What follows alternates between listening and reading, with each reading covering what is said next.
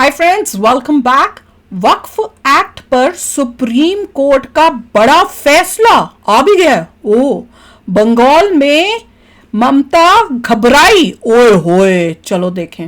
Video शुरू करते हैं। वीडियो शुरू करने से पहले अगर आप चैनल पर नए हो और आपने अभी तक सब्सक्राइब नहीं किया तो जल्दी से पहले सब्सक्राइब के बटन और बेल आइकन को क्लिक कर लो ताकि आपको हमारे सारे न्यू वीडियोस के नोटिफिकेशन मिल जाए जैसे हम अपलोड करें। अगर आपको वीडियो पसंद आता है प्लीज लाइक एंड शेयर। चलिए शुरू करते हैं।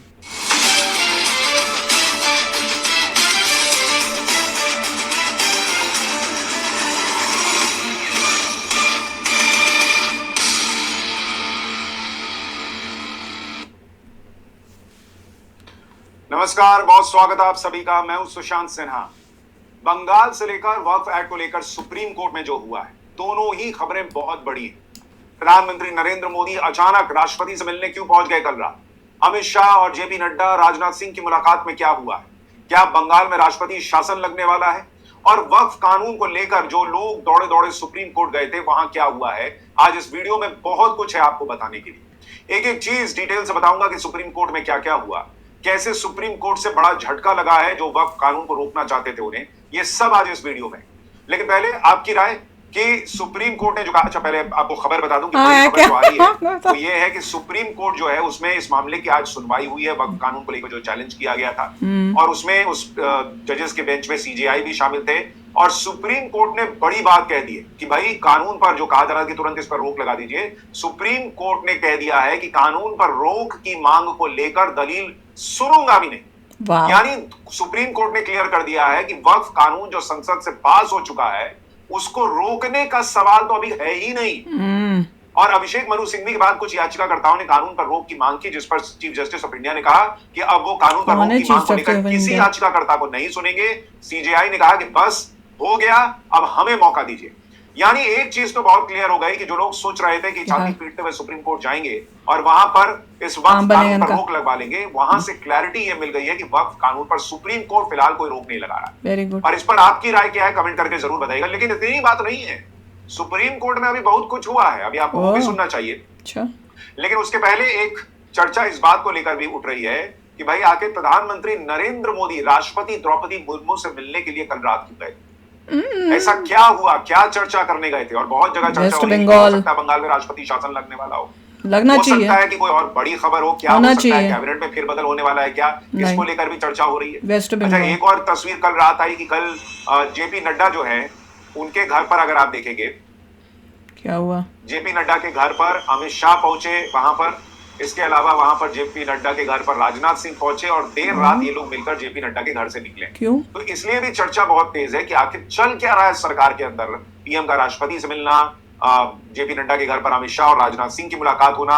और इसलिए अगर आप देखेंगे तो ममता बनर्जी थोड़ी घबराई दिख रही है। वो आज मौलानाओं मौलवियों से एक मुलाकात कर रही थी और उन्होंने कहा कि भाई योगी जो है वो सबसे बड़े भोगी है, कुंभ में भगदड़ पर कुछ नहीं बोलते। और दंगाई, क्योंकि सीएम ने, योगी ने कह दिया था कि भाई ममता तो शांति दूत कहती है दंगाइयों को, इनका लातों के भूत का इलाज जो है वो बातों से नहीं हो सकता। तो ममता बनर्जी थोड़ी घबराई लग रही है। और आज उन्होंने बताया कुंभ में भगदड़ हुई, उसकी तुलना ये बंगाल में जानबूझ के जो घर जला दिए गए, जो हिंसा हुई, उससे कर रही। क्या ही मतलब लॉजिक है। और जिन लोगों पर आरोप है, भाई जय श्री राम का नारा सुनते तो गाड़ी रुकवा के उतर जाती है। और यहाँ इतनी बड़ी हिंसा जो है वो हिंदुओं के खिलाफ हो गई, लेकिन वहां मौलानाओं मौलवियों को बुला के उनसे अपील कर रही है कि भाई आप अपीलें कर रही है, एक्शन लेने की जगह पीले हो रही हैं। गजब का हिसाब चल रहा। खैर, बंगाल में क्या हो रहा है उस पर बाद में आऊंगा, लेकिन आपको ये भी दिखा दूं कि बंगाल के समर्थन में आप देखिए किस तरह से मतलब थितरई हो रही। ये रवीश कुमार है, ये वीडियो बनाकर इनका क्लिप वायरल हो रहा है जिसमें ये कह रहे हैं कि बंगाल में घटना को बढ़ा चढ़ा के दिखाया जा रहा है। बंगाल जारी खबरों में विश्वसनीयता नहीं है क्योंकि इनके हिसाब से सो कॉल्ड मोदी मीडिया दिखा रहा है। और बंगाल से आई खबरों पर रिएक्ट न करें, कुछ दिन तक रुक जाइए। अभी बताता मतलब मैं कसम से बॉस, मैंने इससे ज्यादा बेशरम आदमी जिंदगी में सच्ची में, मैं ऐसे शब्दों का इस्तेमाल नहीं करना चाहता, लेकिन बंगाल से जो महिलाओं और बच्चियों के रोने की तस्वीरें आ रही हैं, लोगों के घर जल गए, उजड़ गए, और ये आदमी कह रहा है कि कोई ऐसी कोई बहुत बड़ी चीज नहीं हुई है, इसको भेज दो। आ रही है उस पर अभी रुकिए, क्योंकि तुम्हारा घर सेफ है, तुम्हारे घर में बीवी बच्चे सेफ है, इसलिए तुमको फर्क नहीं पड़ रहा वहां हिंदुओं के साथ क्या हो रहा है। कैसे आदमी हो यार, कैसे पत्रकार हो? हर चीज में झूठ बोलना, हर चीज में घुमाना, बेकार आदमी है। मामले में झूठ और भ्रम फैलाना। सीए एनआरसी पर यही तमाशा। और अब बंगाल में जो हो रहा है उसमें अभी रुक जाइए। क्यों रुक जाइए भाई? जो चीज हो रही है वो दिख नहीं रहा है और इतना तुमको विश्वास नहीं तो उठो और चले जाओ वहां, खुद कर दो रिपोर्टिंग। ऐसी चीजें ना करो कि ऊपर वाले के पास भी जगह ना मिले। अब ऐसे भी जाकिर नाइक तो कह ही चुका है, ये कितना भी प्रोपेगेंडा में शामिल हो लेकिन है काफिर, और इसको जो है वो जन्नत में जगह नहीं मिलेगी, नरक में ही जगह मिलेगी, लेकिन हरकतें ऐसी हैं कि वही होगा ही। खैर मैं बोलना नहीं चाहता ये सब, लेकिन आदमी मजबूर कर देता कि मतलब इस लेवल पे तुम लोग गिरो यार, किसी का घर जल गया, कुछ हो गया कम से कम, और इसके कैसे हिंदू रिश्तेदार हैं।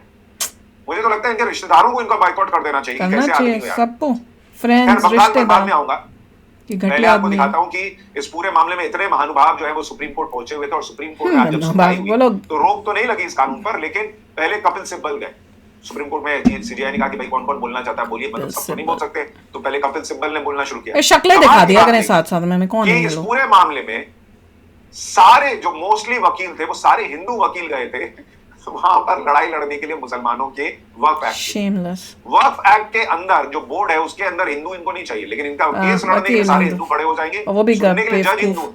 यहाँ हिंदुओं पे भरोसा हो जाता है, लेकिन वहां भरोसा नहीं होगा कि बाप रे बाप कैसे क्या ही होता है। आर्टिकल 25 और 26 का हवाला दिया कपिल सिब्बल ने कि भाई ये जो अपने धर्म को मानने का अधिकार है उसके तहत जो है उस पे हनन हो रहा है।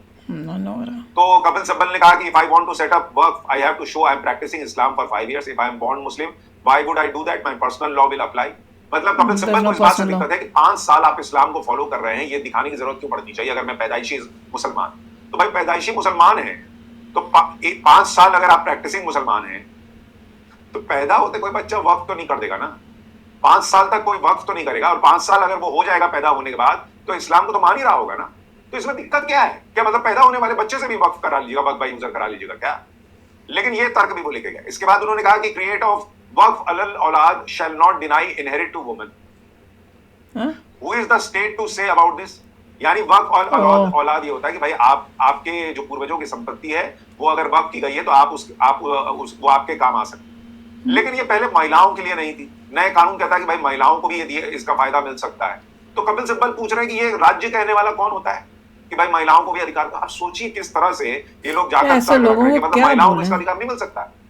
सीजीआई ने कहा even in Hindu state has enacted the law, parliament has enacted law for Muslims also. तो चीफ जस्टिस ने कहा कि ये तो हिंदुओं के साथ भी हुआ है, तो मुसलमान के साथ भी हो रहा है, क्या इसमें अलग क्या है? Article 26 is secular, applies to all communities. यानी चीफ जस्टिस को याद दिलाना पड़ा कि भाई आर्टिकल 26 सेक्युलर है, वो सब पर लागू होता है, ऐसा नहीं है कि सिर्फ मुसलमानों को उसमें से छोड़ दिया जाएगा। खैर फिर इसके बाद मसला उठा कि भाई जो बोर्ड है उसके अंदर गैर मुस्लिम सदस्य क्यों होने चाहिए? तो चीफ जस्टिस ने कहा कि भाई 2 पदेन सदस्य गैर मुसलमान हो जाएंगे तो क्या ही हो जाएगा। सिब्बल ने कहा नहीं, इसमें पदेन सदस्यों को छोड़कर कहा गया है 2 न्यूनतम। अनुच्छेद 26 के अनुसार सभी को मुस्लिम होना चाहिए, और यहाँ 22 में से केवल 10 मुस्लिम है, यहाँ तो एक भी बहुत है। न्यायमूर्ति पीवी संजय कुमार ने कहा तो यहाँ 8 मुस्लिम है। सिब्बल ने कहा हाँ, मतलब एक भी हिंदू जो है वो इनको इसके अंदर नहीं चाहिए। ये हिंदू वकील खड़ा होकर वक्फ एक्ट के लिए लड़ाई लड़ते थे, हिंदू जज से कह रहा है कि वहां वक्फ बोर्ड में कोई हिंदू नहीं होना चाहिए वरना विश्वास खत्म हो जाएगा। कमाल की बात है। खैर उपयोगकर्ता द्वारा वक्फ की अवधारणा यानी वक्फ बाय यूजर जो होता है, मान लीजिए मेरे पास कोई संपत्ति है और मैं वहां एक अनाथालय चाहता हूँ, समस्या क्या है, मुझे पंजीकरण क्यों करवाना चाहिए? मतलब कपिल सिब्बल कह रहे हैं कि मेरी प्रॉपर्टी है, मैं उसमें जो भी करूं उससे क्या है? तो सीजीआई ने कहा कि अगर आप रजिस्टर करा लीजिएगा तो उससे तो और मदद ही ना मिलेगी, कोई और आपकी उस संपत्ति पर अधिकार नहीं कर पाएगा। रजिस्ट्रेशन से दिक्कत क्या है भाई? सिब्बल कह रहे हैं लेकिन उपयोगकर्ता द्वारा वक्फ खत्म कर दिया गया है, वक्फ बाय यूजर जो है वो खत्म कर दिया। तो जस्टिस केवी विश्वनाथन ने कहा इसे भगवान को समर्पित करें, वक्फ है, धारा कहती है कि दावों और फर्जी दावों से बचने के लिए वक्फ डीड बने। तो जज ने याद दिलाया कि भाई वक्फ डीड बनवाने से आपको फायदा होगा कि कोई दूसरा दावा नहीं कर सकेगा। इस पर सीजीआई ने कहा कि यहां कहा गया कि अगर कोई विवाद होता है तो कलेक्टर फैसला करेगा, क्या यह ट्रिब्यूनल के अधीन है? सिब्बल ने कहा बिल्कुल नहीं। तो सॉलिसिटर जनरल जो सरकार के वकील है उन्होंने कहा कि धारा में स्पष्ट रूप से ऐसा कहा गया। सिब्बल ने कहा कि 1995 के अधिनियम में सीमा नहीं थी कि मतलब आप कब तक जो है वो उसमें आपको क्लेम करना ही करना है। तो सीजीआई ने कहा कि लेकिन सरकार सीमा लगा सकती है, अगर सीमा लगाई जाती है तो हम ये नहीं कह सकते कि असंवैधानिक है, यानी यहां भी इनकी दलील नहीं चली। सिब्बल ने कहा कि अगर वे ये कहते हैं कि 2 साल के भीतर मुकदमा दायर नहीं किया गया, यहाँ कई उपयोगकर्ता वक्फ हैं और उन्हें प्रतिकूल कब्जे से दावा मिल जाएगा और अतिक्रमणकारियों को वैध कर दिया जाएगा। मतलब अगर तुरंत नहीं किया तो भाई जो अतिक्रमण करने वाले हैं वो वैध हो जाएंगे। वैध मींस वैलिड। की दिक्कत ये थी कि भाई जो मुतवल्ली है, जो वक्फ की जमीन को देखता है, उसको जेल का प्रावधान क्यों कर दिया? तो चीफ जस्टिस ने कहा कि ये ठीक है, कई कृत्यों में दंड का प्रावधान तो होता ही है। तो सिब्बल कह रहे हाँ, लेकिन जेल क्यों होनी चाहिए? सबसे ज्यादा जो गरीब मुसलमान आरोप लगाता है कि वक्फ की गई संपत्ति में मुतवल्ली जो होता है देखरेख के लिए, वो कई बार भ्रष्टाचार में शामिल होता है। वही क्या मोस्टली होता है। होनी चाहिए भाई, होगी जेल। आप सोचिए कैसे कैसे तर्क दे रहे हैं भाई। अगर कोई भ्रष्टाचार से लिप्त भी मिल जाए, किसी की जमीन कब्जा के बैठा हो, गलत काम भी कर रहा हो, तो उसको जेल नहीं होनी चाहिए, उसकी आरती उतारे। ये लॉजिक है। वरिष्ठ अधिवक्ता फिर अभिषेक मनु सिंह भी आए कि नहीं मैं भी हूं। उन्होंने कहा 8 लाख में से 4 लाख जमीनें उपयोगकर्ता द्वारा वक्फ की गई हैं, अब इसकी कल्पना करें। मतलब वो कह रहे हैं कि जो 8 लाख जमीनें वक्फ की हैं उनमें से 4 लाख वक्फ बाय यूजर है। आप सोचिए, वक्फ बाय यूजर मतलब जहां आपने इस्तेमाल कर लिया आप उसको वक्फ कर सकते हैं। ऐसी आधी जमीनें तो वक्फ की वैसी हैं, चोरी, मतलब वही सब जहां उंगली रख दी वो मेरी हो गई। चीफ जस्टिस ने कहा कि जब हम दिल्ली हाईकोर्ट में थे तो हमें बताया गया कि ये जमीन वक्फ की जमीन। हमें गलत मत समझिए, हम ये नहीं कह रहे हैं कि उपयोगकर्ता द्वारा सभी वक्फ गलत तरीके से पंजीकृत, मतलब सीजीआई को याद दिलाना पड़ा भाई दिल्ली हाईकोर्ट को भी आपने वक्फ बाय यूजर कर रखा है या वक्फ कर रखा है। सिंह भी हमने सुना है कि संसद भी वक्फ की जमीन पर है। हम कह रहे हैं कि आप बच्चे को नहाने के पानी से बाहर नहीं फेंक सकते। सवाल यह कि क्या आपने अयोध्या फैसले के आधार को हटा दिया? मतलब वो खुद मान रहे हैं अभिषेक मनु सिंह कि संसद को भी सुना है कि वो वक्फ की जमीन पर, लेकिन उसके बाद भी बहस कर रहे हैं, चर्चा चल रही है कि भाई वक्फ बाय यूजर होना चाहिए। सिंघवी कह रहे हैं एक ऐसा तरीका है जिसमें आपको व्यक्ति को लगातार सरकार के पास जाना पड़ता है और ये दिखाना पड़ता है कि आपने पिछले 5 सालों में किस तरह इस्लाम का पालन किया है, इसका पूरे भारत पर असर। यानी ये फिर वही 5 साल प्रैक्टिसिंग मुसलमान होना चाहिए उसकी बात। अब जब कोई कहता है कि सरकारी जमीन है, कलेक्टर को फैसला करने में 50 साल लग सकते हैं, तब तक ये वक्फ नहीं।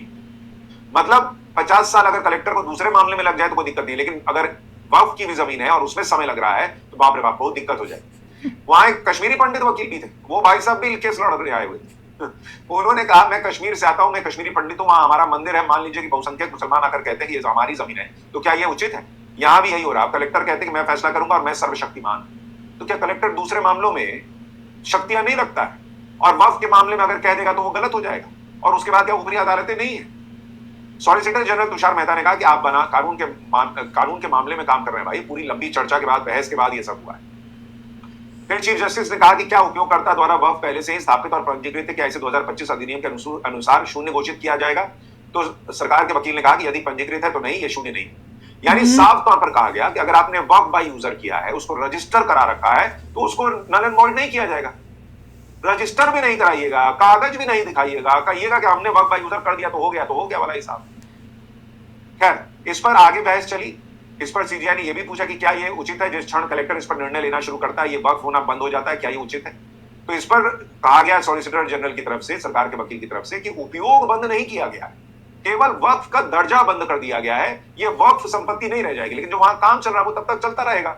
भाई कोई मस्जिद है, मान लीजिए आपने वक्फ बाय यूजर कर रखा है, अगर उस पर क्लेम आ गया कि ये गलत है तो ऐसा नहीं वो मस्जिद नहीं रह जाएगी, जब तक केस चल रहा है वो मस्जिद ही रहेगी, लेकिन वो संपत्ति नहीं रह जाएगी। इस पर हालांकि सीजीआई ने पूछा कहां से दिया जाएगा। सीजीआई ने कहा कि उपयोगकर्ता द्वारा घोषित वक्फ के बारे में क्या है, मतलब वक्फ बाय यूजर के बारे में क्या है। तो सॉलिसिटर जनरल ने क्लियर जवाब दिया कि केवल पंजीकरण को किसी ने नहीं रोका, पंजीकरण 1925 से अनिवार्य है। अगर आप वक्फ बाय यूजर कर रहे हैं तो उसको रजिस्टर कराना 1925 से लागू है भाई, सरकार के वकील कह रहे हैं। फिर सीजीआई ने कहा कि आप ऐसे वक्फ को कैसे रजिस्टर करेंगे, उनके पास कौन से दस्तावेज होंगे, इससे कुछ गलत हो जाएगा।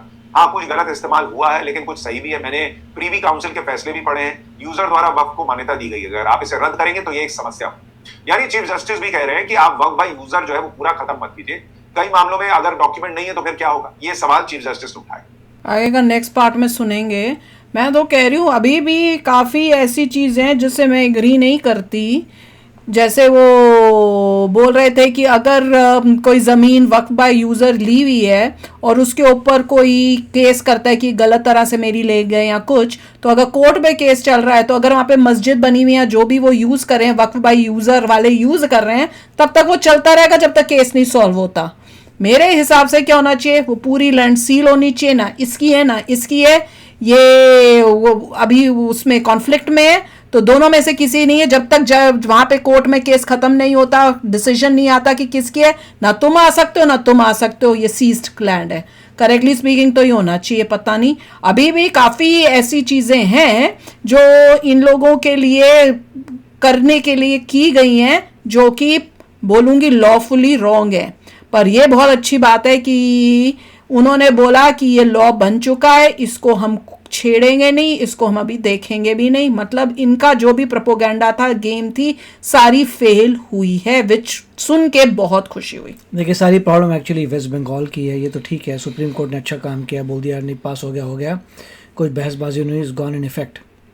मगर वेस्ट बंगाल में जो आपको नई चीज़ देखने में आ रही है, इतनी मारकाट, इतनी लॉलेसनेस, इतनी क्राइम इन ऑपोजिशन ऑफ जो एक अच्छी चीज़ आ रही है, अमेंडमेंट आ रही है, लोगों की हेल्प होगी, और जो भी प्रोसेस हो पूरी कांग्रेस ने लीगल प्रोसेस से उसे अप्रूव कर दिया, राष्ट्रपति ने साइन भी कर दिया।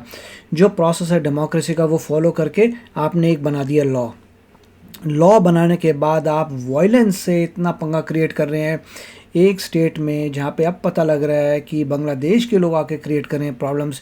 That is very dangerous situation. उसको इमीडिएटली सॉल्व करना पड़ेगा कि इतने लोग वहाँ से आ चुके हैं बांग्लादेश से कि वो इतना पंगा क्रिएट कर रहे हैं उस स्टेट में।